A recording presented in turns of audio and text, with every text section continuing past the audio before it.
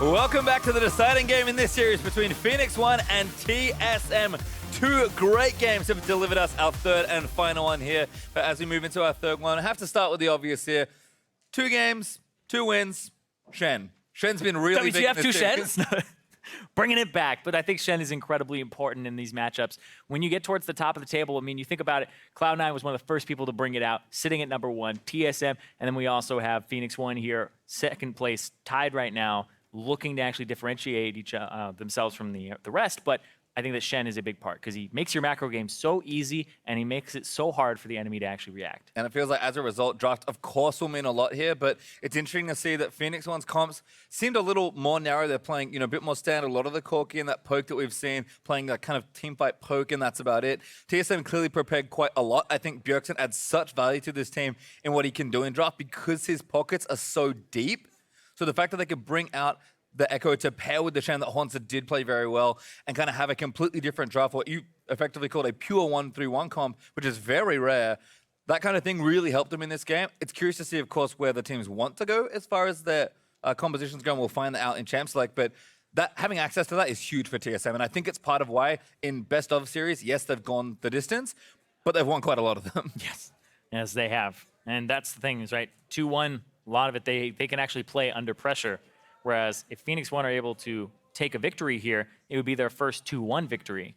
They've 2-0'd everybody else that they've played except Team Dignitas, where they went 1-2 and lost that one. So the only time they've actually been taken down, it was a 3-game series. And conversely, which you reminded me in game 2, TSM have only won in 3 games. That's right. With their 0-2 loss to Cloud9. So, I mean, this is kind of business as usual for TSM. We could see some, maybe team growth here for P1 if they're able to take kind of a longer series. TSM are very tough to play in extended series because they're so used to it, because of their experience, because of their leadership, their preparation, all these things. Like, we talk about Phoenix1 being a team that's heavily invested in a lot of their infrastructure and really getting that team synergy going. We're hearing in the comms how good the English is from some of the Korean players. Arrow's even leading a lot of those fights, which is wonderful to hear. But if P1 want that big payoff, even though it's early, they're going to need to prove it here versus TSM, because you can't just be a bunch of good players and a good team. If you're going to take down someone like TSM, you need to have the complete package from behind the scenes to in-game. Exactly. It's not about the best players. It's about the best team, right? Everybody gets together, and if you can actually get everything to work out, then you will be that second-place team here. And coming into Game 3, the pressure is on for both of these squads, especially for these coaches coming into Champion Select. You got to set up your team for success. You got to figure out, exactly how you want to play this game, what is your win condition, and also take into account the enemies and what they want to do, because that Shen is a high priority right now for both. I think we will see some attention to it, whether or not the teams have a bit of a better plan, or even just straight up ban at TSM will be on the red side, so it's likely their ban flexibility won't be as nice. It is fun, though, to touch on Fly and Path. You can see Fly there with Zig on your screen. It's funny, we talked about, them technically drafting against each other at Worlds, where TSM did bow out to Royal Never Give Up. I feel like P1 have had excellent drafts. Fly seems like such a strong coach if he's handling a lot of the drafting duties. Game 1 seemed good for them. I feel like Path actually kind of threw him a nice curveball in draft with the Echo pick, setting up that 1-3-1 comp. So I'm curious to see what happens here in Game 3. Are we going to get standard, or is there even more spice for either team? Yeah, because the blue side bans have been interesting with the Maokai, Varus, Jace for TSM. And then when Phoenix1 were on blue side, it was the Ryze, Maokai, Ivern. So we may actually see a blue side Shen ban if they don't think that they'd be able to get a hold of it on Phoenix1's side. That's true. And then it might be taken by TSM, because Jace was played into it previously and it actually still didn't have a enormous impact or winning matchup. And that's the thing I really love about blue side, actually. You get a lot of different picks you can take out. Red side is almost always banning the same 3 champions, so blue team gets some flexibility and kind of gets initiative in the draft. So we'll see what happens here in our champ select for the 3rd game. Ryze banned from P1, LeBlanc, Camille, Rengar probably banned for TSM. So where do Phoenix1 look for ban number 2? The Maokai, Ivern were the ones previously. Does Fly believe in his preparation? I love his notebook. Or does he want to mix it up? It's great. That's style, as there's Maokai. So tree 1 down. Looks like a bit like a planner. All right, I got 5 o'clock, then 2 p.m. beat TSM, 5 o'clock, dinner. It's somewhere in the 2 p.m. He's penciled in the draft. He's like, yeah, this will do. That's definitely how he prepares. There's Shen actually there for Phoenix1, so good intuition, Zyrene. Blue side Shen ban. Yeah, no Ivern being banned out there. So TSM, you expect the Rengar as the last ban? Don't think TSM have surprises. No, they do not. First pick, Kha'Zix. what you expect to be on the board here. Zig's gonna have some fun. I mean, Jace is a consideration as well. Oh. Actually locked in here. Wow, so they're putting a lot on the shoulders of Zig. He has stepped up before, but now there isn't that pesky Shen to play against it and actually turn around the matchup later in the game. This is going to be interesting. Yeah, 2 tanks banned from Phoenix 1. Seems first pick Jace. Maybe unexpected here for TSM. We'll see how they respond. Horns are looking for this first pick in phase 1. You expect, based off tier list, that it's Varus and Kha'Zix, but they've passed up the Varus before in favor of the Jhin. They're going to take Kahi, which does make sense. We'll see if they want to make a safe AD carry pick. Probably not that one. Although technically, I suppose a marksman. Sven's having some fun though. Yeah, already has the Kha'Zix locked in, so it won't be a jungle pick. I expect the Varus based off tier list, but it would go over to Arrow, and yeah, there you go. All right, that makes sense. I was thinking, they did ban it. They want to take it away. I feel like TSM somewhat intentionally avoided the pick in the first game. Maybe didn't want it. Maybe don't feel as comfortable with Turtle on it. And he did have a good Ashe game in game 2 there as well. So I think that change worked out. But I think TSM know what everyone else does. You cannot give the best Varus in the LCS that champion. Exactly. Whether you're banning it away like they did in game 2 or picking it for yourself. Ooh! Nori. Ivern. Okay, the green daddy for Nori. That's interesting because this is somebody we expect to be aggressive, to be up in the faces of the enemy. This is going to be strange. I mean, he's still going to be in their face, but it's just going to be in a quirky way. And it's funny, like, we kind of wondered where all the Ivern went. I asked Bjergsen when I interviewed him, it's like, have you guys been practicing Ivern? He kind of gave me a look. He's like, of course I've been practicing Ivern. This champion's so strong. But for whatever reason, teams just haven't felt to bring it out until this week. So, Anori going to take it. It's one of those things where you're right, it doesn't really suit his personality, but certainly a powerful champion is Misfortune, the newly flexible Misfortune. And I think it is going to go AD carry. I think this is a AD carry Misfortune because it'll provide a black cleaver for everybody else on the team. Ulti will shred it so you can run an all physical damage team if you want. Get a Corki for yourself for some magic damage mid lane. But up against Varus, when Varus doesn't have a support that provides him with sustain, it becomes a very difficult matchup because the Misfortune will both punish whatever Zyra or Malzahar you have and is a good matchup into the Varus. I like this pick as well from TSM. Kind of forced to take a top laner here. Wanted a tank, so we'll take Poppy over the likes of Nautilus because I think the matchup feels a little bit better.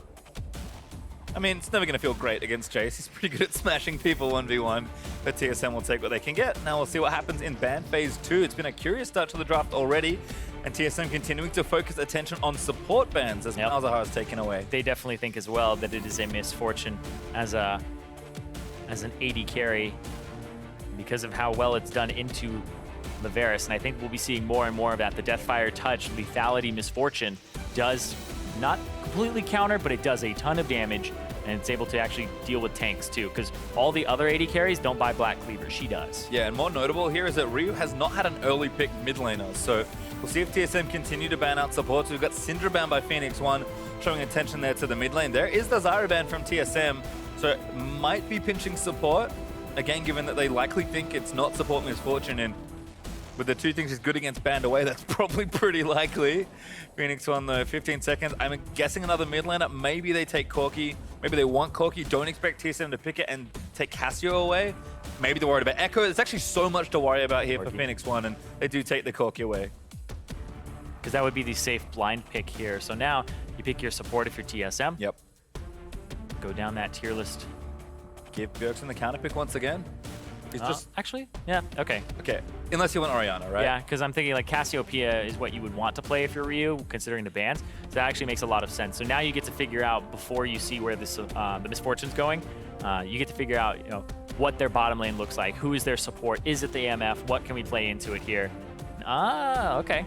Would that be what they take? Maybe. I mean, Arrow could be the double bluff from Phoenix 1. Yeah, it could be. I like what you illustrated about the Orianna pick for TSM. It's something we haven't talked about too much in draft, but it's existed since even before the 6-ban system. It's a blocker pick here for TSM. You take a pick that you expect to do well into the lane matchup of Cassio, and now it's taken away. Phoenix 1, no, they have pulled a bit of a trick here, and there's Ashe. Unless that's Ashe support, and it's a real kooky world. Looks like we're actually very heavily flexing the Misfortune, so some wasted bans, arguably, on the TSM side.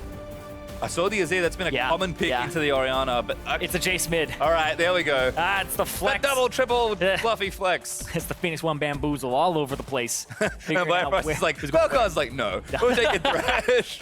Nope, not happening.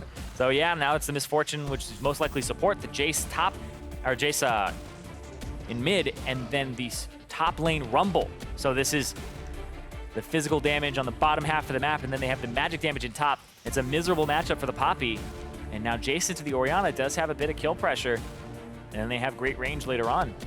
It's kind of the last time we'll see it for this year as well, so I do want to bring the coach match up once again. I love that we had a very standard draft in game 1, where Phoenix 1 maybe came out a little better with the Shen. TSM, I'll say, pretty heavily outdrafted Phoenix 1 in game 2, and Pass kind of pretty happy about pulling one over Fly, and Fly pulls out the wackiest double flex, double buff draft I've seen in a little while. Yeah, they banned supports on TSM side, so they definitely just said, okay, we'll just ban supports because that's something that, you know, we'll try to pinch that pool. And they didn't even take a support for themselves, right? Because they could have just banned one, banned a mid laner, then went for first pick Zyra or something on the second phase.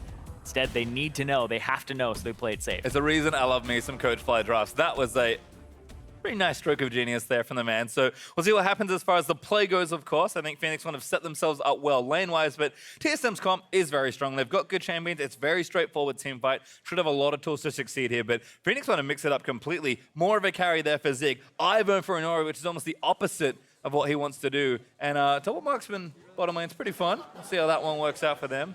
That's probably the most standard thing about the draft Phoenix 1 have on offer. Phoenix 1, though, 1-1 right now against TSM. Did they establish themselves as a second place team and the kryptonite of TSM? They have Fly, who bumped them out of Worlds. They have Inori and Zig, who stopped that perfect split. And this could be the start of it again, establishing an era. Well, eyes will be on that jungler in particular. Inori skips his way towards the jungle and out onto Summoner's Rift. For our last match in our P1 TSM. TSM will go the distance once more. If they want another victory, they'll need to fight the longest path for it. P1 on the other side, like you said, not looking for an upset this time. They've established themselves as a real strong team, but they would love to take full command of that second place spot, at least over TSM, who had such a good showing last year. Yep. They want to get wards down, get deep wards down, figure out where Svenskeren is starting. And so that Ivern can actually take away a camp and triple buff. There's a bit of a guessing game that happens. If Ivern starts bottom side of the map, top side, actually, this got warded by Hanser, which is good. And so what Inori did is he walked all the way around, and now he might blast cone over and wait for that, or he'll get in the bush, and he'll go from wolves. You can't know. You can't know. He's and you can see Svenskeren. I can see him, and I don't know. Yeah, you can see where Svenskeren is hanging out right now because he doesn't want to be seen on the ward, and now he's spotted, and that's where Inori's going. Okay, bottom. He's gonna go Raptors to red to blue, but there's a ward right there in the river. And this is the other thing. Because you don't need a leash on Ivern, your top laner gets to go harass. Your top laner gets to possibly force his smite, get some damage down. And we'll see it force the smite as well, so yeah. Inori looking weak right now, but that catches up quickly when you just steal away camps. Let's see. Sven's rushing in blue. Buff to buff, yep. It will be a level 1 Ivern. He's gonna go over the wall here, and he's gonna wait for him to go over. And hello! Very nice. Inori just can't finish the channel. That could be a kill, Svenskeren. Looking for the first blood. Flashes! Oh no, it's their first blood! Perfect setup there from TSM to counter the Ivern. They knew that was the plan. They placed down the ward in that pixel brush. They saw him coming, and he didn't even start the blue to set him up. Just said, all right, you're gonna come over. You're gonna take that Q. You're on that stuff here, but Zig and Hornster talked about Poppy maybe feeling okay about Jason lane. Rumble is rough for a melee champion. Very, very rough. And that's what they did is they flexed things around. They flexed the Jace to try and get this better matchup in the top lane. Is Hanser, player of the game last time. Inori, to be quite honest, this won't disrupt him too much. He has the smite available, so he'll go over to his blue buff, and he'll be able to pick that up. But this is a game that Svenskeren could destroy. This Kha'Zix, against everybody who's squishy, that's a paradise right there. It is. P1 going to have to play the comp carefully as we check in with the bottom lane. It's been pretty fun to watch Arrow Adrian versus Turtle Biofrost. Arrow, very confident AD carry. It feels like 2v2. P1 have got the edge. Turtle last game was able to keep up in CS and get ahead with all the side lane pressure, and Ryu is now pressuring Bjergsen as well. It's the other feature of the draft that was so good looking from P1 is that they found 2 solo lane advantages. Bjergsen, he's on Orianna, he'll be fine, but Ryu is always going to have the aggressive edge here. And Sven, called over the blue collar. Ryu just leaps over immediately with the flash. He wanted it all. Ooh, he leaped over with the flash to try and take the Q from Inori to actually just gap close, but the leap came out from Svenskeren in time before a Q could come in through from Ryu and actually deal damage. Exhaust got used there too, so those are both summoners out of Ryu for nothing. Good news there for Bjergsen. He's going to have both his mobility summoners up and is definitely taking the wrong end of the trades, which is expected. Playing here is Jace, but we'll see if Bjergsen can just keep things even. He is doing so right now, and there's Arrow pushing up to that turret. Where did Adrian get off to? Actually warding around, taking the blast cone. Yeah, that's the thing. Supports, when they invade, they will actually try to kill every plant they can.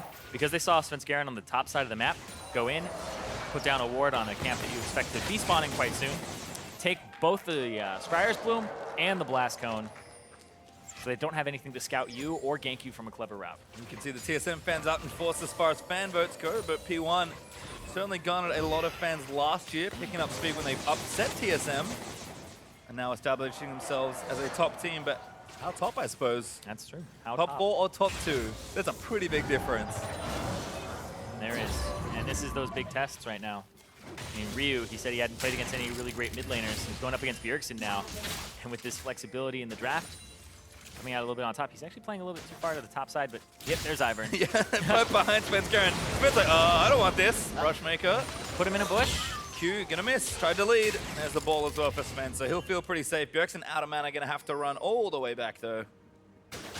And maybe even not feel too safe to stick around. We'll see what he wants to do.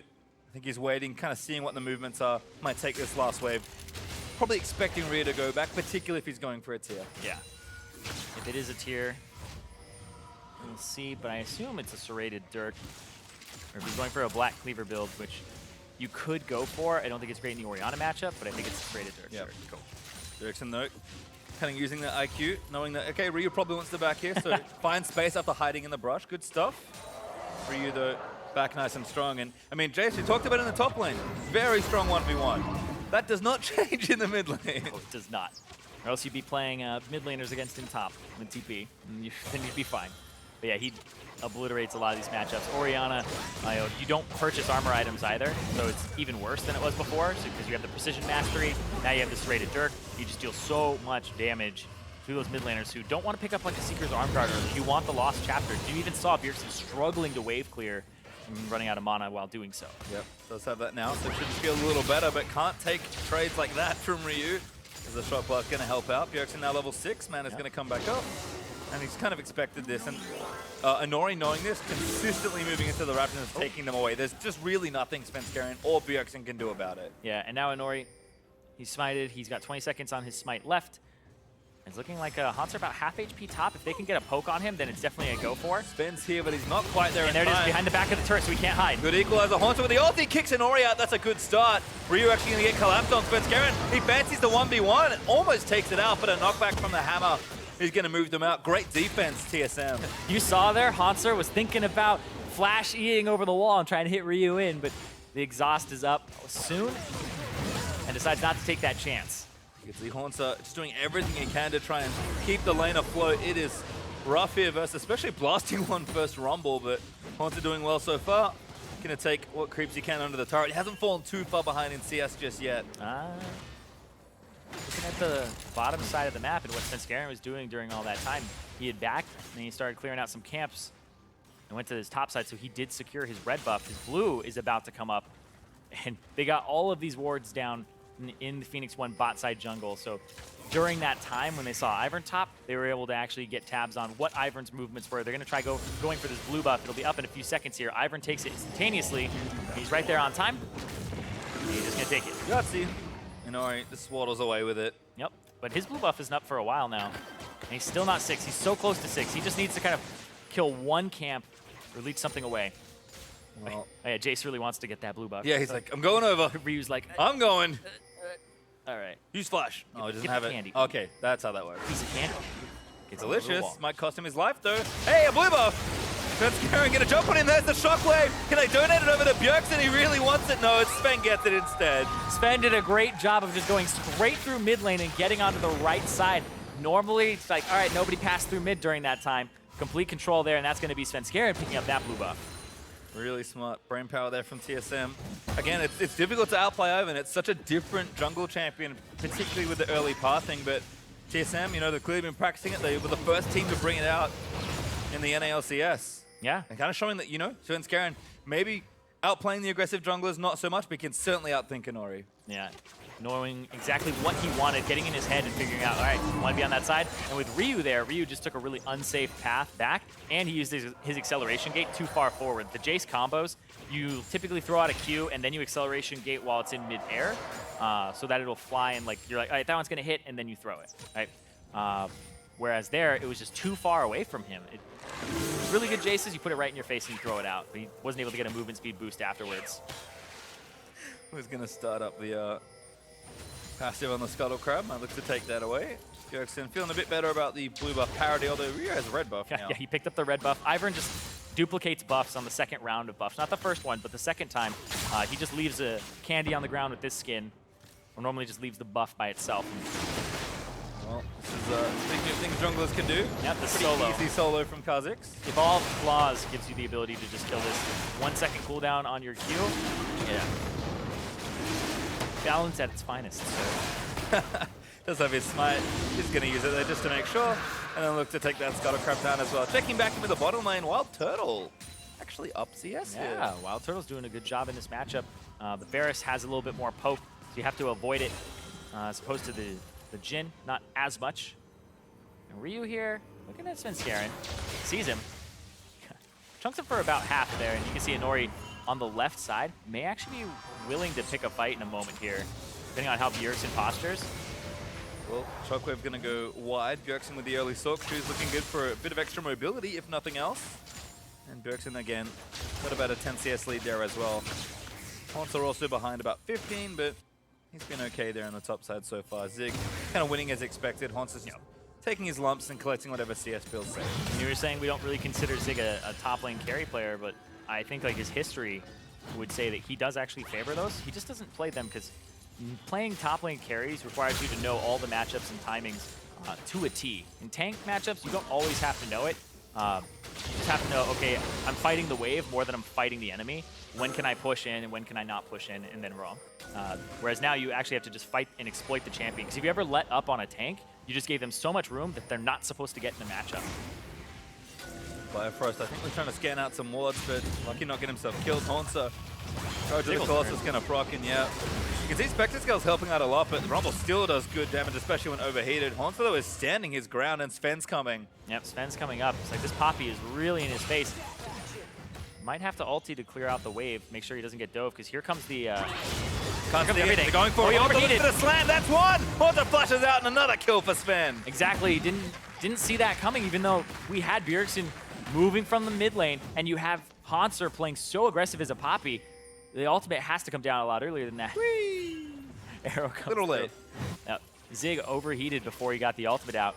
Could have been a kill, could have been a way to stop it, and he wasn't able to do anything, and not even flash there. Well, Turtle just uses ulti. He's going 1v1 mode. Don't know what Arrow was doing there. I think Arrow might have been... Svenskeren, he's invisible! That's it, goodbye.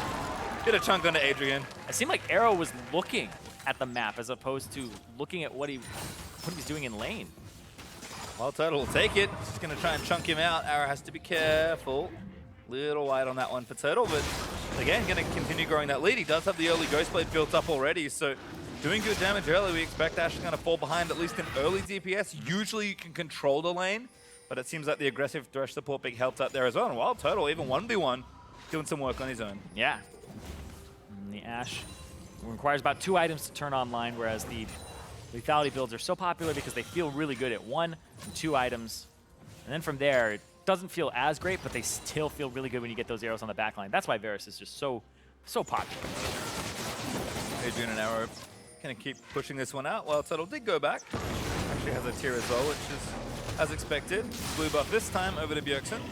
And now he's got to go back. Might have the Morellonomicon finished already. And I really like this from Ryu, actually. Yeah. Edge of Night first, which, thinking about it, makes sense for mid lane Jace, but it's kind of cool to see. Yeah, the Edge of Night, make sure that he can go in, pop it before he trades.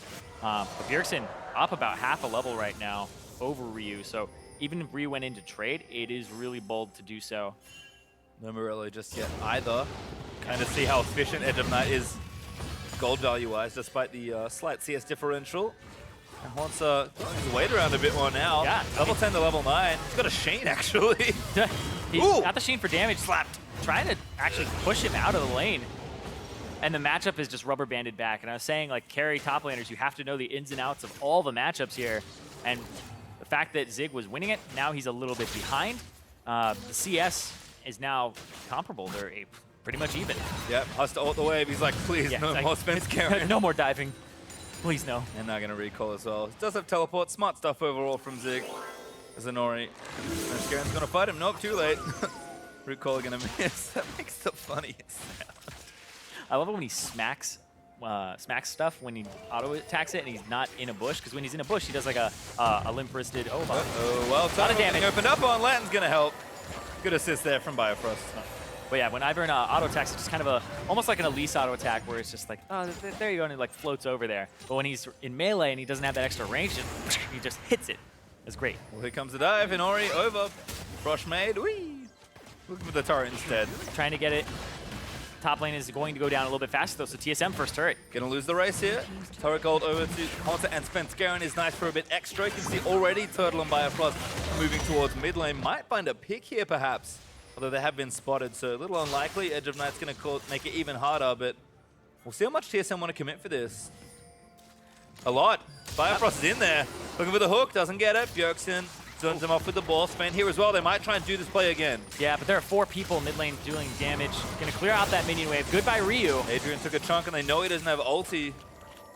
TSM might hang around a little too long here and gonna hit the recalls. Sven actually on top of the wards. Bad news. Recall's gonna hit him. Buffer to jump out. Inori gonna keep going, but there's the shockwave. Goodbye, Inori. Sometimes you just gotta take the tree sin Q. You just gotta go in. Took it in, got shockwaved. That was Bjergsen just hiding out in the weeds, and Inori, you're the one who's actually super squishy. He slapped in Daisy, but no, it doesn't matter. You're the one that actually gets blown up. Important to note, Daisy very tanky. Ivern, not so much. You need that bodyguard. I mean, Inori, we talked about how he's the guy who's going to try to make the play. He's been making plays. They've been actually costing him. He's a very risky jungler. Svenskeren, 100% KP, 3 kills. Just before that assist went over to him, and Bjergsen got that kill. Svenskeren had been doing work. Svenskeren had all of the kills. And another Fed Kha'Zix. Drake solo here from Sven. Really is putting in the work. Biofrost here for an assist. Bjergsen's like, yep, have a ball. Why not? And that's the second Drake there for TSM. A mountain is very nice. Yeah, now you're getting to the point of the game where you're wondering about that Jace first pick. Was that really worth it to give over this Kha'Zix that's just been working so well here? 4 people top lane. I think Concept might have some idea that they want to rotate here, but yeah. Yep, he's like, yep, leaving. I'm leaving. Yeah, because there's nobody bottom lane. That bot lane turret was already taking some damage from being pushed up. When Wild Turtle and Biofrost start calling that, Arrow and Adrian aren't here, you definitely play back top. So Hanser did that right. Backs up. They have momentum though. They can actually push for another turret here. They've already but they didn't check the top bush. Hanser's in there. He's gonna back arrow. Biofrost back arrow. He's dead. Oh, Sven. It's gonna be okay. Death by touch and a bit of shield there. You gotta check that bush. You have so many tools to do so as well. And Hanser just hung out in there, and Phoenix1 get punished. They might even lose mid here as well. TSM did early work on this turret. You can see how damaged it is just to the far left of the screen. And Biofrost looking for a pick, might get picked himself. Root caller on, equalizer down. Goodbye, Bio. Yeah, he had flash, but he just got rooted. Long duration there, and checking Inori right now. He's actually maxing it second, so it's not that root caller max first, but it's enough. And he decides not to blow the flash. He's probably already dead and get chased down. Garen might catch Inori here though. Oh, he's looking for it. Inori, oh, he's caught! Daisy's there, Shockwave lands in. Span wants to finish it off. Doesn't commit for it. Daisy wouldn't work. Wild Turtle with a snipe though. This is the ulti, but that's okay. Yeah, I don't think he thought the snipe was going to get him, so just threw out the ultimate there for extra insurance. The flash out of Inori though, and that's Bjergsen caught. Stun, that's big damage. Arrow able to take him out there as Ryu leaps on top of him. Wild Turtle flashes out, but that's not enough. A double kill for the Ashe. And Phoenix1 trying to get back in there, only 2,000 gold down now. They don't have a minion wave to push mid, but they do have the wave clear superiority, and that's going to be them trying to actually get some control of this jungle. They don't have the jungler. Oh. Ooh, good sweep from Adrian. Hook not going to land, a little out of range, but I like the angle from Biofrost. Svenskeren still wants in, he looks for Arrow, trying to take him down. Isolation damage is enough. Wants a double, again, dive the turret. See you later. 5 kills for Svenskeren. He's popping off. I said at the start. Oh, wait, he got out of the air. Biofrost, you god. saves his jungler, prevents the shutdown, and makes it look good. Well, that's where Svenskeren has to call him Bio Daddy for a day, because that was a sick save to keep that KDA. Those 5 kills for Svenskeren, and I said at the beginning of the game that this could be a Kha'Zix paradise with all of the squishy targets. You don't really care too much about Daisy, but all of these squishy targets comes out of the bush. They saw him for a brief second, but Arrow doesn't have flash, doesn't have a way to get out, and he was just too far up. Adrian had spotted the Kha'Zix, and they didn't respect the fact that he would be able to gap close there. He doesn't even have evolved wings or anything like that, but they still don't respect it. And this. Oh, Edge of Night drops. Blah. Oh, that's so good. I'd be so mad if that happened to me. You mad? You tilted? That would be. You have to actually hit the ground for two disguise to deal damage, so it interrupts it. There are some abilities that will still go through regardless. But that's one that also you can flash away from because it's player targeted. You have to target a champion or a minion, etc. But it actually targets the ground. Well, P1 going to try and get the push happening, but Bjergsen is back with a needlessly large rod to join in the Morellonomicon. He did manage to finish up.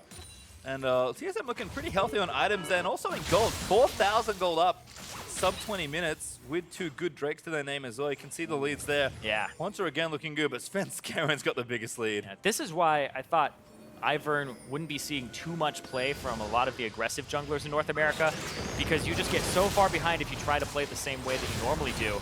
And then this happens, where that's honestly a Kha'Zix taking a blue buff about as fast as the Ivern would with the Smite combo after releasing it. So we see a lot of high skill junglers. We're talking about all our rookies like Acadian, Contracts doing well on carries.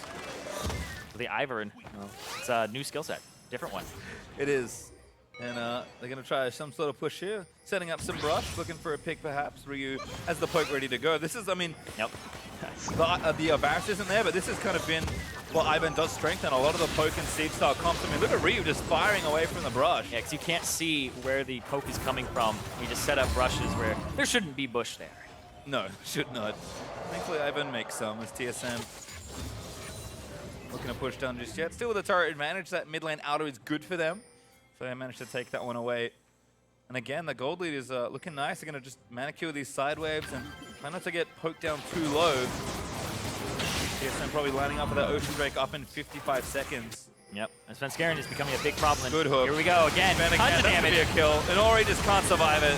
Yeah, he's dying in the cast time of Daisy and the redemption. He used the redemption Oh, there. Adrian! Bjergsen! Total no! There's the assist for the Cypher. Bjerg wants it still. Has the ulti, looks for arrow ball position, not quite there, but the push on turret will be. And this is TSM just taking everything they can. The jungle, you no longer have any priority in your jungle at all. You've lost your jungle, you've lost your lanes. That's both buffs being contested by TSM because they have a fed Kha'Zix at 6-0 and 3.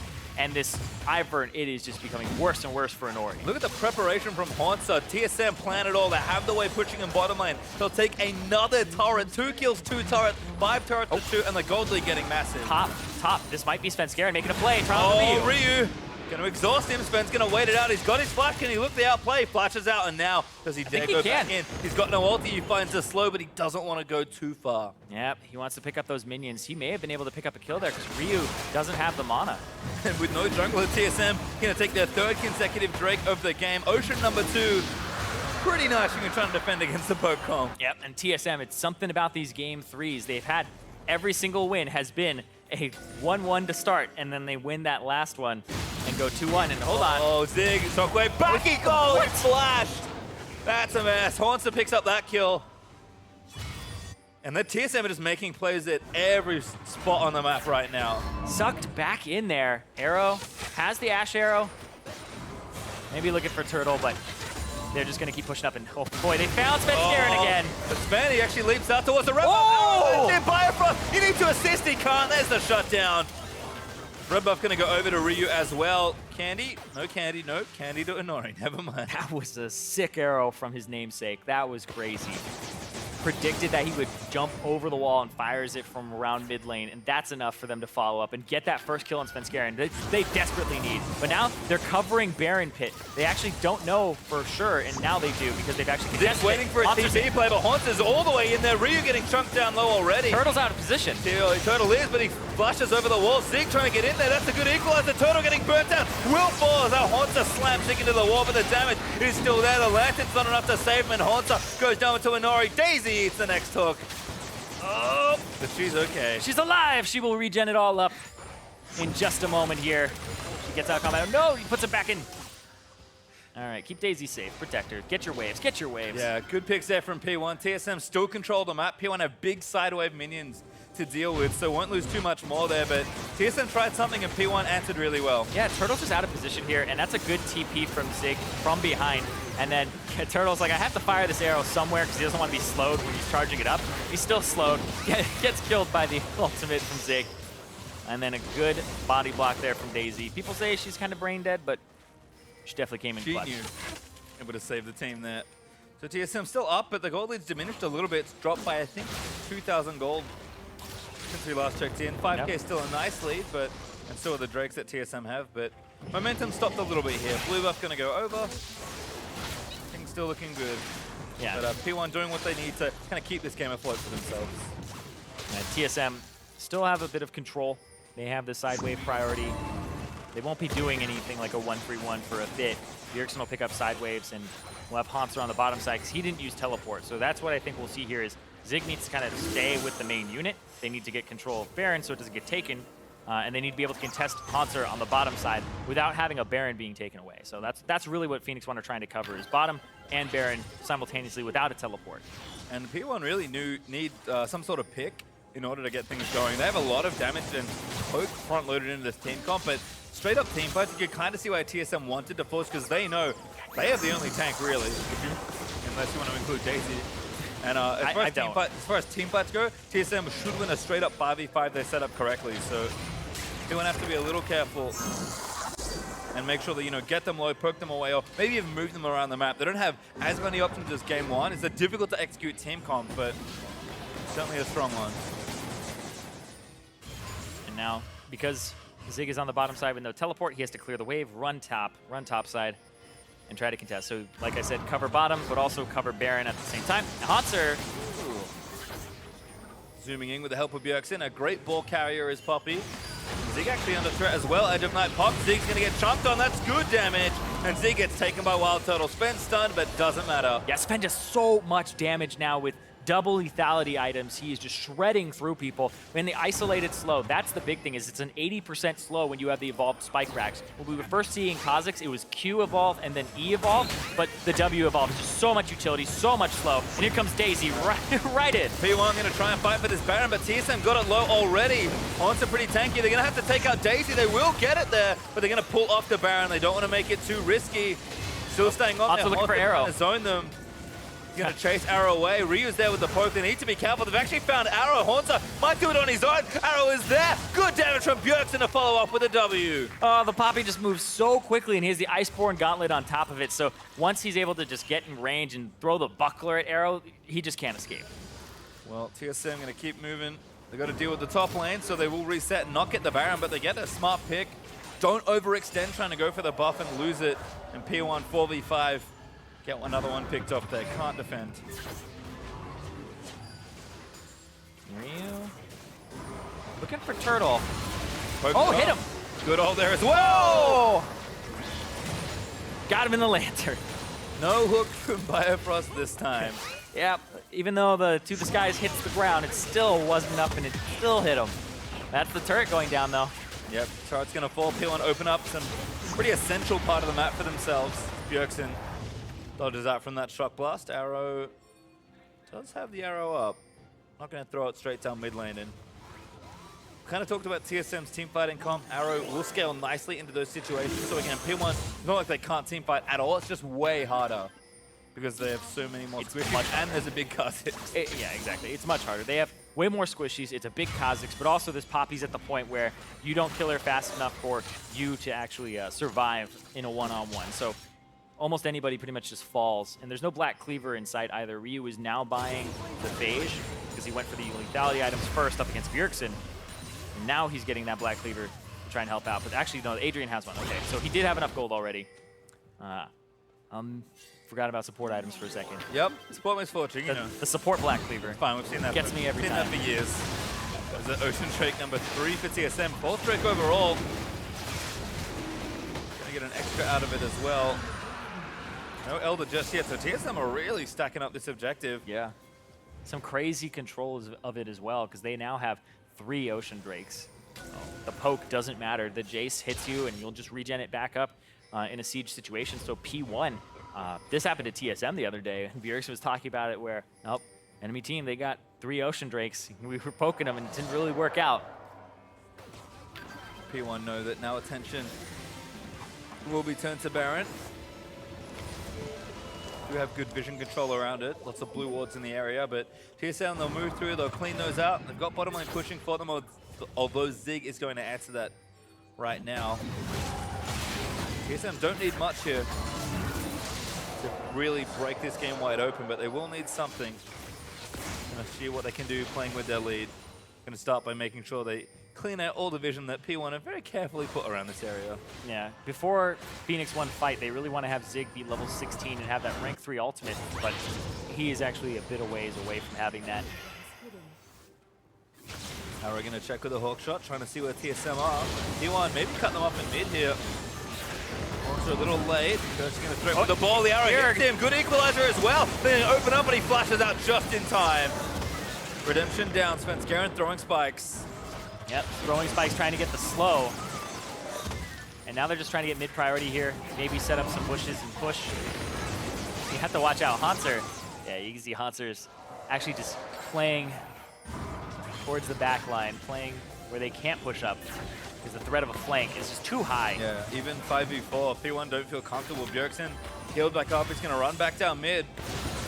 Try and force something. In fact, Hanser looks for Arrow, wants to chase him, needs to hit him with the buckler, but Arrow got both summoners up, so it feels pretty safe. Whereas P1, they have some members trying to at least continue to have vision on this top side and handing out blue buffs. Sven, ooh, he looks for something. He popped the Ghost Blade. Might find an assassination. Barely misses out on slowing Inori. Good bit of brush to cover the retreat. And take it out on the Wolves. Here comes the dive. Oh, nope. Not yet. They're going to push instead. Good little rotation from TSM. It's a big wave, and the wave clear is pretty much the shock blast. Inori? Hanser just going in, zoning them all off the turret. Zig might have to join. He's got TP. Oh! Shockwave finds Adrian. It's a big kill. Inori chunked as well. Hanser. He may not quite get him, but the turret goes down. That's a good pick. Support really do melt to these mages. That was a sneaky ball there, just right in the middle of 2 people. Almost obliterates Inori, but Adrian just gets wiped out. A support life right there. Well, TSM, they're going to start a Baron. That little blue trinket moved away. Biofrost is running in. TP from behind. Zig does have ultimate. He doesn't have level 16 yet. Put down a ward. They know that he's in the backside. They put it on Bjergsen Turtle. Going for that. He goes over to TSM. They smite it away, but the fight's going to break out. Turtle, he's low. Daisy's going in for him as well. You want Bjergsen? He flashes out Bjergsen. He's going to go down. Arrow firing away as well. Sven's very low. He's going to fall. P1 cleaning up the other end of this fight. Hanser is tanky, but he's not tanky enough. He's finally going to fall. Oh! Good snipe from Turtle though to maybe save the back end of the fight. Oh, AD carry 2K16, but they're the only ones that survived. The teams are doing a great job of actually protecting their AD carries and going after these other priority targets. Wild Turtle flashed out the back of the pit and still threw some arrows that came up big in this. That's a great equalizer onto both carries there, hitting both Bjergsen and Wild Turtle, and they have to go to the back of the pit. Bjergsen doesn't have his flash, so he's ghosting, running in circles away from Zig. Gets clicked on, dies. Wild Turtle has to go out the back right, and Arrow will pick up Svenskeren. And then Zig here, he actually doesn't have to continue because I think Arrow does have enough. He didn't expect himself to get blown up there. So Wild Turtle's the only one who gets to keep Baron, but they do get the gold from the Baron. Yep, they take the turret as well. While TSM are off the respawn, so P1 get themselves a bit of extra gold. And again, the game's been very close as far as the gold totals go. TSM have one person with Baron. It's Turtle that managed to get away, so maybe they can get some damage done there. But it's been a pretty open map for a while, and it feels like TSM are playing a little slower. The Drake control's been good. That Baron fight was decent. Didn't quite do it 100% correctly, but at least they secured it. Yeah, they got the pick onto Adrian, so they were thinking that, oh, the big ultimate we had to worry about, the AoE in the pit, aside from the rumbles, it's down. We have that misfortune, it's gone. But TSM, they do it. They only have one member with it. And I want to talk about Turtle for a second, because that build, he has the Death's Dance now, so he's healing a bit off of the arrows. He's healing a bit off of the physical damage. And this is the lifesteal item that he's looking for, so he doesn't get blown up. It also makes it so that the damage ticks a little bit on you, as opposed to it all comes in one burst. So there is some reaction time added to when he's getting blown up. It's nice for TSM going to start a siege with the Baron. Brush is trying to protect the turret, but the cannon minions locking on. Slowly but surely, the Baron will take damage. He's going to move forward, take out that first cannon, but Wave's pushing at least bottom for TSM. Yeah. The fact that TSM have triple Ocean Drake means P1 just have to do this in a burst. That Shock Blast acceleration gate on the Turtle took him to about, 3 Ooh! Zig got hit. Buckwave damage is there. Firefrost gets hit up. Adrian lets it rip with the ultimate. That's not that much damage, and Daisy's going to get killed here. Pulled into the team. Feels bad. And now that triple Ocean Drake's going to start kicking in. TSM trying to catch someone rotating aggressively. Ooh, wants a caught. I say that. He's Poppy. Pretty tanky. Yeah, that Shock Blast Tickle him. hitting anybody there. Fort. Ooh, look at this huge wave. Yeah, it's a big wave, just trying to get Goodbye. out. And out on it. Bjergsen almost dead to the ulti there from Zig. He has to be careful. Healed up by the Redemption. Turret's going to go down. TSM might need to retreat, though. Redemption are coming up for P1. They're going to continue the fight. Haunter takes the lantern out. Spenskeren can't find a target. P1. No cooldowns really left. TSM take the turret and get away with it. And they're going to move straight towards that Mountain Drake here. And that'll be their 5th Drake. That's huge for them. The 2 mountains and having the regen means that they can just back off of this. Bjergsen pretty close already to half HP after the Honey Fruit on the Ocean Drake. They're going to pick up another. So it looks even worse for Phoenix One as TSM. Oh, they're starting to put the final touches on this game. Yep. Try to close it out for themselves. They've just built up so many advantages for themselves. It's not quite reflected in the gold lead. 6,000 up, still nice, although we are getting a little late. But those 5 Drakes. 5 Drakes is huge, but I do think that Phoenix One have great chance in this with the way that Zig has been ultiing. It's been coming up huge, and that was almost 2 catches there from Inori. Inori threw out a root collar, and it almost hit Wild Turtle. It was from the brush, and it was so close. If it had hit Turtle, it may have been a kill there because he doesn't have his flash. TSM, though, they have to play carefully around all the damage they've got built up. I'm a marksman too, Sometimes you just gotta take it. He's actually just pathing by and took the red buff that was just sitting there on the ground. He was hungry. It's been a long series. Ooh, piece of candy. And sometimes you just gotta pick up the one that's there. You need to carry. Sometimes solo queue, you just, oh no, I took the buff. Big sorry, didn't They're gonna clear these out. Darren it up for a little while, so TSM going to assault mid and top side. Haunts are actually guiding the minions forward. Can assist the super minions. Baron buff has dropped off though. Don't believe Turtle has it anymore, so TSM going to have to do this the honest way. But there isn't really much to fight for that's outside of the base of Phoenix One right now. Drake's not going to be up for another 5 minutes. What are you doing there, Ryu? Dying slowly. Looks like it. Maybe not that slowly either, depending on how much I can catch him. Chain of Corruption not there. Ryu going to try and stand and fight. He's going to try to give him the runaround here. Chain of Corruption already used. Slows there. Slow is going to try to poke him down, whereas bottom lane, Haunter actually just used the ulti to get rid of Zig. Ryu's going to try to turn! He's going to look for Bjergsen. He gets it! Kill comes down. 1-for-1 trade. Nice play, Ryu. He turned it around there. 4 people chasing him, and then the Poppy bottom Haunter had to blow his own flash there. So that's actually a Summoner Spell trade that's in favor of P1, but an assist on the back of TSM's kill, so it's worth more gold overall.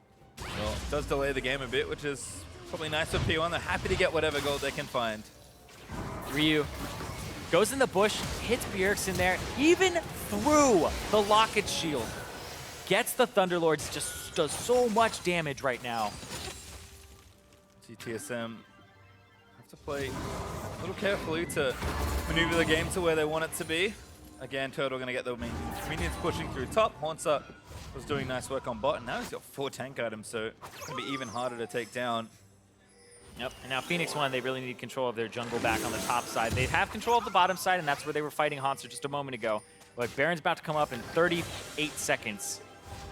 Pretty obvious what the next big moment's probably going to be. Yeah. Looking at Bifrost, Adrian, no!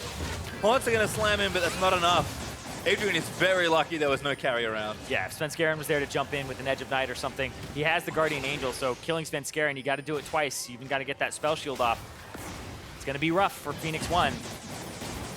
Arrow picking up a little bit more as he was getting those. I can't. He's almost 16. There we go. He's got 16 for the Arrow. It's nice for him, but again, the fight will be around the vision and the actual objective itself. TSM maybe already calling to start it. They know they've got no vision for P1, so they're actually going to go at least start this up Use here. the Ashe Hawk Shot Saw. Now they know. Zig is throwing it out on Turtle. Is out. Turtle has to be careful. Haunter needs to line up a big ultimate here. Misses Inori. While Turtle's going to get healed by the Redemption as Daisy went in for it. Haunter, though, still on the front line, making sure he's okay. Zig snared up. That's going to be a kill, slammed into the wall by Haunter. No arrow used there as well from Arrow to try and get a pick, try and get a catch. They just try to get mid-priority. Inori hanging off on the side, looking for the poke. Yeah, leaning pretty hard on these three oceans, but they're going to give it up. Yeah, they know Top's pushing, so they're going to run for it. Hansu's going to zone on the right side here. He might try to loop around Arrow, but everybody from TSM is going to go to the left, try to actually go and get this top turret. This may be an inhibitor as well, with 30 seconds on Zig. Got big ultimates up as well, so P1 cannot overstay their welcome. Trying to defend. Svenskeren low. Haunter going to defend once more. Adrian's ulti, not enough. Hook finds Ivern. Inori played back up. Arrow hits Bjergsen. Arrow trying to do the damage. Adrian goes forward. Bjergsen going to stay alive for a little while longer. The shields were enough. The inhibitor should fall down here as well. They need a couple more autos. There's Haunter making sure it goes down. Ryu looking for some damage there. Only hits Biofrost. Doesn't actually splash on the Turtle there. That's going to be the back for Bjergsen. That's going to also be that down and top inhibitor. P1 are not making this easy on TSM, by the way. TSM consistently forcing fights at Baron, smartly pushing up, but P1 are always there to defend, fighting for every little piece of ground they can get despite the disadvantage they have, and continuing to manipulate sideway as well. This, despite the difference, will be a tight final game. Absolutely. And Inori, you know, not having his best of games right now. He got Svenskeren off to a great start because Svenskeren had a really good setup and countered the Ivern invade, and that's what really got P1 in this awful position. It's just Inori has been getting caught. It's a squishy Ivern. Even though his build is really supportive right now, he has a lot of utility to try and keep people alive. It is still an incredibly squishy, low defensive champion. No escapes, nothing of that like. He's basically there to buff up Ryu and Arrow. And he's going a little too far. He's overreaching. He's getting caught. TSM have also been very patient in this game, but we're about to reach a large point in objectives. Elder Dragon up in 10 seconds. Elder Dragon up very shortly. 5 seconds on that, and they're just chilling in a bush. Scuttle Crab control. That looks like it's a Scuttle Crab for P1, and it is. Bifrost caught. Going to be okay. Bjergsen with the shields. Going to keep the relatively tanky Thresh safe. That gives mid-priority to TSM, so now you have to walk all the way around if you're P1 and cut this wave off here. You have to guess right as well, because they could go straight for the Elder Dragon, exactly. Ashe helps you in that regard. It's hard to appreciate how much is actually giving to P1 in terms of knowledge when you're spectating, because you don't see it reveal, and then you're like, oh, aha. But it's definitely helping in this aspect. Ooh, they actually stayed for it. Haunter and Bjergsen, the unlikely duo. These are the two that you can have just sit here and pick it up, and that would be the Elder Dragon with 5 on it. 5 break Elder Dragon. Crazy. Good adjustment from TSM. Last game, they went to Elder Dragon, and it really cost them in a trade they didn't want. This time, they successfully two-man. They've got the wave set up, and now they can find a fight, push down a lane, find a catch, or take the Baron. All of these things, if they can find them, will happen remarkably quickly. TSM is so strong at this point. It is 270 true damage burn. One of the biggest that I've ever seen. One of the biggest possible as well. Very close to being... Look at this Baron. They're going to just shred it. Destroy. Well, it's like triple mountain at It's this dead. point, It's too. actually dead. TSM force onto the Baron and take it down. Haunter absorbs the arrow. Daisy's looking for some knockups, so that's going to take her out. Daisy, run! It's not worth your life. Haunter's finding the backline instead. Daisy running back towards the team. It's a tragedy. Daisy's down. She never had a chance, man. She'll be back. Yeah, in about 10 seconds. It's a super low cooldown. Maybe not in time. TSM at all bot wave pushing. Elder Dragon and Baron now ticking away. Top lane super minions causing problems. Phoenix One need to mount a miracle defense, almost 10,000 gold down. Exactly, miracle defense to try and stop TSM from getting their revenge on both, Coach Fly for Worlds, but also Phoenix One for ruining the perfect regular season in the summer 2016. Turtle eats a root collar. TSM might be going for the throat. Adrian's ulti down and Nori hooked up. Dig, that's the wrong target. Good pick there, and now Haunter leaping onto Adrian, has the lantern to get out. Shields are there for Bjergsen. Poke continues to land in his Ryu's forced to flash out of the way. Bjergsen eats the next hour of redemption, heals them up a bit, and TSM, they're gonna go for it. Yeah, there's just so much damage here. They're just gonna try to muscle their way in. Daisy's back in. Daisy back into the fray. And Ori! Aaron looking for a pick, he wants an Ori! He's gonna find it, leaps out of the way. And TSM letting the super minions do a bit more work. They're getting chunked down pretty low. But P1 just don't have anything left. TSM, Nexus wide open, Bifrost, look for the play, it's gonna cost him, it's Fed leaps in, and TSM 2-1 versus Phoenix One. And TSM push Phoenix One down the standings and take second place. We expected it to be a close series, and it was. Three great was. games from both these teams, but TSM showing that maybe it's a bit more experience. Maybe it's a bit more time together. They talk so much about how important it is to them their roster is all together, is on the same page, speaks the same language. And it pays off there. TSM still looking good. Will sit in second, at least for now. And P1, they've shown so much improvement, but not enough today at least to best TSM. Yep, and the Kazakhs ended up being a big problem for them. The Shen in game 2 from Hotzer, and then in game 3, the Kazakhs start versus the Ivern. They picked the Jace over it, and Ryu wasn't able to get as much done with that Jace first pick as you would hope he would be able to for that return. Like I said, I love the draft from P1. It was so creative. Yeah, it was. But it was definitely a difficult comp to try and pull off there in Phoenix One. I like that they're willing to play those sort of things against TSM.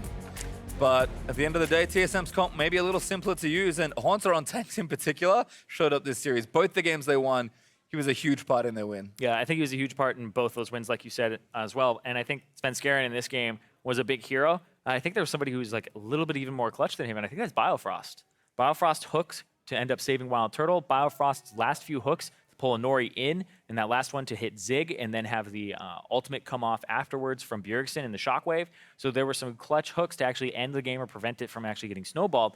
And he was pretty much their primary engage tool, considering that they had an Orianna and they had the Poppy to try and jump in. But the hook is really what gets you that pick. I think Biofrost has played multiple Thresh games already, and he's looked good every time. It's Still playing, clearly a champion he's comfortable with, despite it not being, super in meta right now.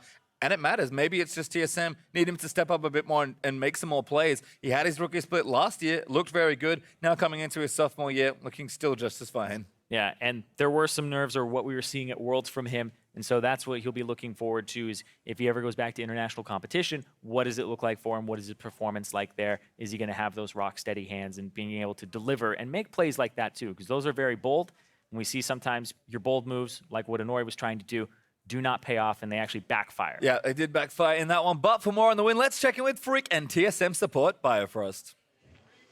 Thank you very much, Pastry. Great cast in the day. I am here with Biofrost, and I want to congratulate you, first of all, on a hard-fought win over Phoenix One. Any kind of comments, first off, just about that match? It was like a pretty long series. We always end up losing the first game, and then we come back. It's been happening like every game pretty much, so it's pretty interesting. Are you bought into the newly created TSM P1 rivalry? They ruined your perfect season last time around. Is this a team that meant anything extra to you to beat, or was it just because they're in second, it was a valuable game? I mean, P1 has looked pretty strong in the start of the season because they had a couple of roster changes and they're looking really strong. So we thought they were a pretty good team, and then we came in today just prepared, and we really wanted to beat them. We had the trash talk video too. That was fun. So yeah. Yeah, it was a lot of fun. And speaking of things that are going to be a lot of fun, right now you guys in second place, looking like one of the teams to make the finals. Tell me how excited you are if you get to go back to your hometown, I believe it is, to represent TSM back in Vancouver. Yeah, going back to Vancouver for finals would be pretty cool because I have a lot of friends there, and if they came to watch, it'd be pretty nice. And then some of the the stadiums I do know, and then I think we're going to the Pacific Coliseum, and then that's a place that I've been to when I was younger, so it'd be cool to play in there instead of being as a spectator. It'll be cool, definitely, to be on both sides of that one. So after the 5-1 start, talk to me about who your next toughest opponent is. Of course, C9 2-0'd you. Are you ready to blast them when it comes time to beat them again? Like, what's it going to take for TSM to be #1 yet again?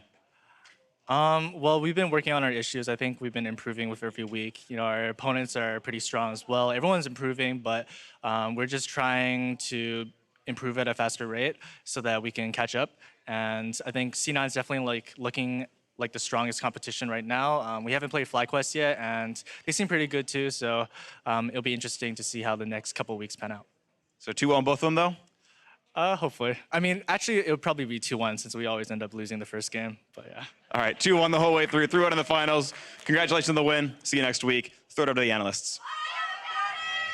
Thank you very much, Freak. TSM gets their victory, their match victory here in 2-1 fashion over Phoenix One, moving to 5-1 and that second place slot. We'll see if FlyQuest can match up with them a little bit later today. Biofrost obviously had a big hand in the victory, but I want to point towards Svenskeren playing the Kazakhs against the Ivern, having been the first player to introduce Ivern to the NALCS. Really smart level 1 plays out of him. Got to know both sides of that matchup. And I want to get right into the level 1 because it was very clever and very pivotal with what they did. Notice how they scouted out with an early ward right here. And so often, Ivern can start wherever he wants. So you go red, and then you basically guess which blue buff you're going to, whether it's the enemy or the ally. So Svenskeren actually says, why even make this a guessing game of me being able to get a buff stolen from me? Why don't I just go immediately for a buff? And it's even smarter when he paths around the downs, and he goes straight essentially for his own blue buff and doesn't take any other camp. So he's cutting off Inori, and they've already warded early, and then being able to blast cone and get into the brush, waiting for Inori to hop over with his Q so he can't even use it to peel. Then it's just a simple flash follow. So this is preying on Inori's aggressive tendencies, because a lot of times Iverns, if you want to play safe, you keep in your own jungle. You want to go aggressive, you do that steal. That's pretty much been since the launch of Ivern. But Svenskeren just guessed what Inori was going to do, had the ward to confirm, and got the kill. Right, and the big thing was that it wasn't just, okay, he got a kill on the Ivern, tricky play, that's smart of him. It was that he snowballed the early game super hard and just ran around the map, killing everyone. He helped win this top side matchup that's usually a counter pick, Rumble into Poppy. He helped win that easily for Haunter. A number of huge plays from him. Right, 1-0 turning into 3-0 very quickly in the game. As you mentioned, he will be picking up player of the game for this, for the good start for the team. Obviously, the victory was a long time coming there, and it was off the back end, as Irene mentioned, some great hooks from Biofrost in the late game on that Thresh. I mean, Jat, you were kind of joking around while we were watching the game. Did people forget that Biofrost is actually a solid Thresh player, and this is a viable pick for him, especially when you consider that Mal, Zyra were banned out. There was a fair number of supports taken out of the pick ban. Yeah, I was thinking earlier in this year, man, Biofrost really defaulting to Thresh a lot. Oh wait, before he even joined TSM, they thought he was just a Thresh one trick, and they were surprised he could play other champions. So his most practiced champion, like career-wise, just now getting a lot of prestige and pro play. I mean, as great as this to be like, oh yeah, Biofrost, great Thresh performance late in the game, you have to look at the rest of TSM's performance in the late game. They have a good comp for closing the game out. Yes, P1's comp is very high damage. You get punished if you start an objective off and flub kind of your turn off or something like that. But it still took a really long time given how explosive their early game was, and it continues to be the same kind of issues that have plagued TSM. Come mid-late game, they often struggle to get what they need to done. And I think that's kind of the big thing here, is that all of TSM's victories so far this split have been 3-game series. So none of them are necessarily crushing victories that they should feel, that they can rather feel super confident about moving forward as like, yeah, we are, again, the most dominant team in North America. No, they're not there yet. Nope. They are picking up the victories, and they are sporting a 5-1 record, which is sweet, but there's still so much they got to clean up around their game. Yeah, they're 5-1 in matches, 10-7 in games, which would actually be kind of a meddling record as far as trying to be a top-tier team. So, yes, it's good that they have the consistency to not lose the series, but then the inconsistency of not closing out games very quickly and just flubbing a few of them. I mean, they got pretty quickly closed out in game one. Right. Those are the things they're going to want to clean out because they have aspirations of being a world-class team. And Mark, what about on the other side of the matchup here? Because we were talking about Phoenix One coming in hot off of 3-2-0 victories. So they were, if anything, the more dominant team coming into this matchup. Well, they exit with a defeat here in a 4-2 record. How should they be feeling as a team coming out of this matchup? I think they should feel fine, honestly. Game 3 was a totally different draft than we see out of P1. They take the Jace early to bait the Poppy pick. They flex it to mid. They grab the Rumble for Zig, which he's pretty good on, and then they take the Ivern. And so all around, this draft is not what we were used to seeing. We're used to seeing, Zig on tank, Ryu on, some kind of Totally control different mage. team. It went totally out there, and then it started as bad as it could start. So it wasn't like, oh, they don't know how to play this team comp. It was like they got destroyed early off some Sven plays. So I look at this and say, the series could have gone either way. The way Game 3 started was a disaster when they tried something different. Not too upset about it. Let me ask you this. This would be a yes or no answer here. Would you want to see P1 try this composition again? You mentioned it's a very different look for them. Would you want to see them play this again, maybe to more success if they don't get out to a level 1 first blood? Yeah, I mean, I think I look at this comp. I understand what they were doing. It makes a lot of sense. It was tricky. They baited TSM into doing exactly what they wanted, and then it just goes horribly wrong. Like, you don't have time for the Rumble to destroy the Poppy the way you want to. It just got turned. I guess That was a lot of words for a yes or no question. Yeah, well, I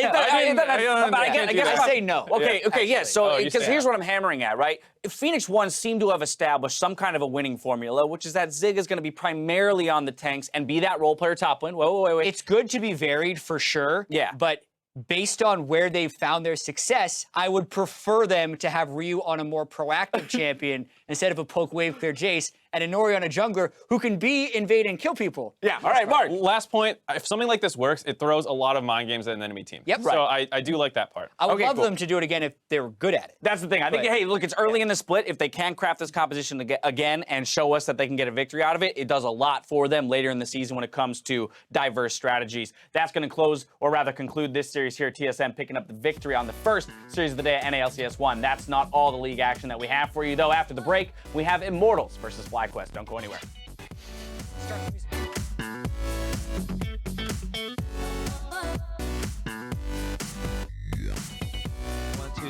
Do you realize who their coach is? Oh, It's the coach we lost to 2-0 at Wolves. oh. That is true. Are you gonna let him get away with that? Or are you gonna try and punish him this time? Looking for a pick, he wants an Ori, he's gonna find it, leaps out of the way, and TSM letting the super minions do a bit more work, they're getting chunked down pretty low. But P1 just don't have anything left. TSM, Nexus wide open, Bifrost, look for the play, it's gonna cost him, it's Fed leaps in! I got Ivan. I jump out. Nice. End the game, end the game, end the game. I'm in GA. End the game, end the game. You cannot. I got a lantern. I'm hitting Nexus. I'm going Ash. Nice. Oh Fence my it. god.